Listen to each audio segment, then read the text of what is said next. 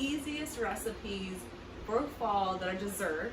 One of my favorites, because you guys all know I'm not much of a baker. But me, and maybe you have a lot of apples around, we luckily are in apple country, and my parents were able to get us like 20 pounds of apples, just $5 for the 10 pounds. But these are like fresh from an orchard. They haven't been chemically anything done to them. They haven't been checked over. So there's some that have some defects. So this is perfect for apple crisp today. Really easy. What I'm gonna do is I'm just gonna cut and slice these.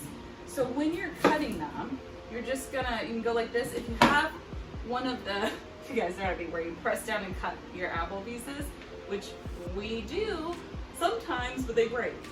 At least for my family, they break. But I wanted to share another thing that I've learned that I'm doing is this apple core. What I'm doing is I'm saving all of these from all my different fall bakings. And then you can put these in a glass jar and put sugar water over it, like a tablespoon or two of sugar per water, and make your own apple cider vinegar. I have not done this yet. I'm gonna do this now. Let me know, comment if you wanna see a video on it and how it comes out. So I'm gonna go ahead and cut all these apples. If you do use one of those pre-cut ones, we're gonna slice these thin. So I'll show you what I'm talking about in just a second. Apples are all cut. I did about 6, and I tried to cut them pretty thin, but I'll be honest, look, I got this big one. This one just won't be as cooked. If you wanna be very efficient, have them all cut the same. If you're like me, I'm just proud I did it. Yes, we're just gonna add, this is about a 1/4 a cup of gluten-free flour.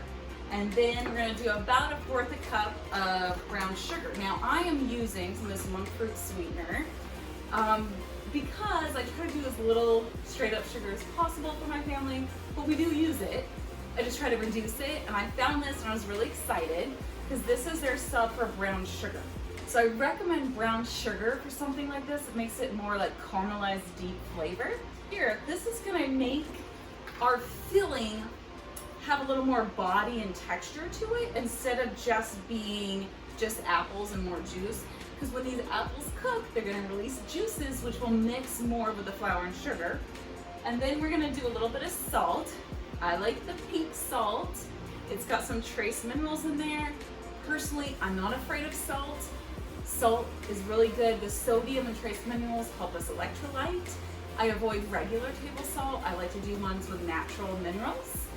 I feel good with it, it works, but really salt is great to just enhance flavors. You shouldn't taste salt, you should just taste more. So I've got that on here. I'm gonna get my hands dirty and just mix it like this. Ta-da! Lovely coated apples. So once you have your apples done, you get to transfer them to your microwavable apple dish. You could also use like a casserole dish, casserole dish, anything that will fit in your microwave. Now, don't be like me. Make sure to check that yours actually fits in your microwave. If you have smaller microwaves like I've had before, I've made it and be like, oh, this isn't gonna work. So I'm gonna just dump this in here, and you're gonna see that it's pretty full. Now that's gonna be absolutely fine, because what's gonna happen to my apples as they cook, they're gonna shrink down. So nobody wants a half full. So if I put less in here, it would have just shrunk down. But why I love this recipe, it's not exact science. It doesn't have to be exactly measured. You're kind of just throwing stuff together and let the magic happen. Next, we're gonna make our topping. This is really, of course, the best part, right?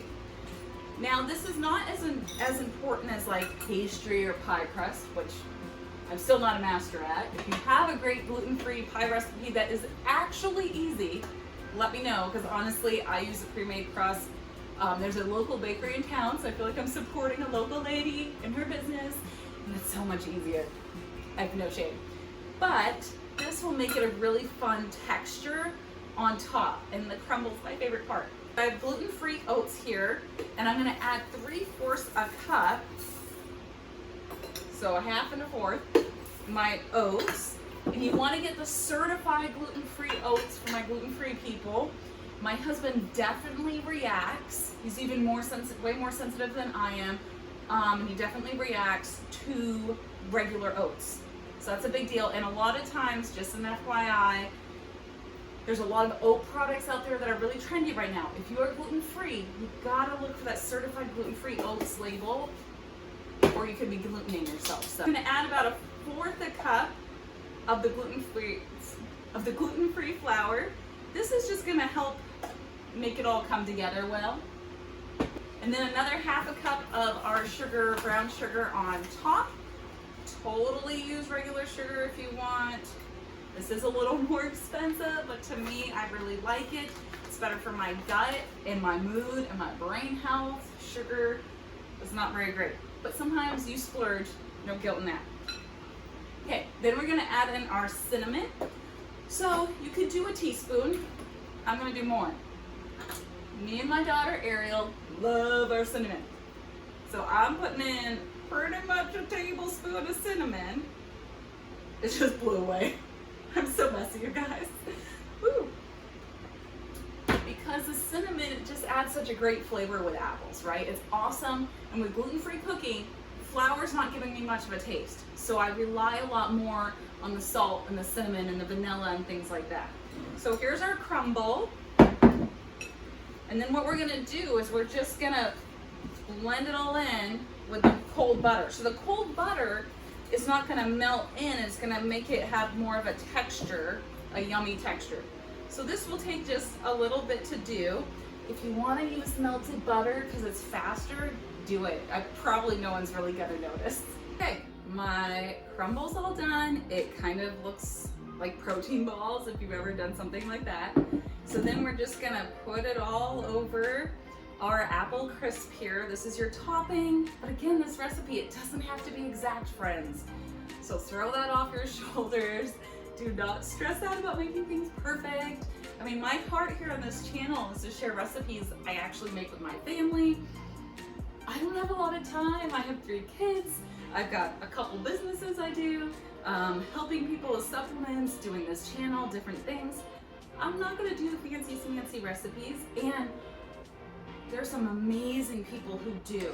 If you follow anyone on YouTube or Instagram that you love, they're especially gluten-free baked goods that are just beautiful, comment, tag them below, let me know, because I love watching other people at work. My heart is just to share simple, easy recipes that are gluten-free, and taste good. Tried and true. Okay, here's my apple crisp. What I'm gonna do now is I'm gonna microwave it for 7 to 10 minutes. Sounds like a big range, but depends on your apples, what we're going at. So I'll microwave it for 7 minutes and then I'll check, see how it's doing, and then I'll put it back and we'll see. And we want this to be melted and kind of crunchy. And some of this butter in here is gonna drip down into the apples and add a delicious flavor there too. Yay, I'm getting hungry. Now we have our apple crisp. I just called it a pie. So I pulled it out of the microwave. Our apples are tender, and this is all baked. Now the hard part was waiting. I did let it sit for at least 10 minutes so all the juices could kind of incorporate back into the apples. And I have my taste tester. She's not biased at all, right? Maybe a little. So we're gonna just scoop some of this in here.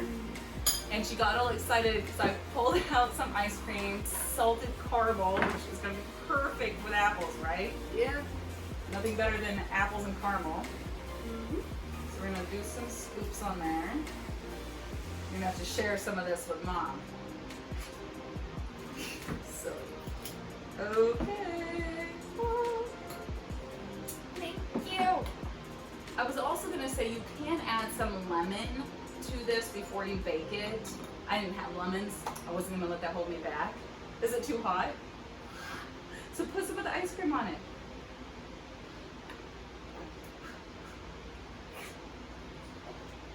What I really love about this is I can whip this up really fast. I'm not a pie maker person. Is there enough cinnamon? I tried Needs more. more ice cream. I think she would say that about anything. True that. I think I'd be a little disappointed if you didn't try to pull some ice cream on me. So, thank you guys for watching. Thank you for being here. Make sure to subscribe, like, comment. Let me know what fall recipes you would like to see. I've got an apple cider donut recipe in the works. We might try that out soon. So. Yes.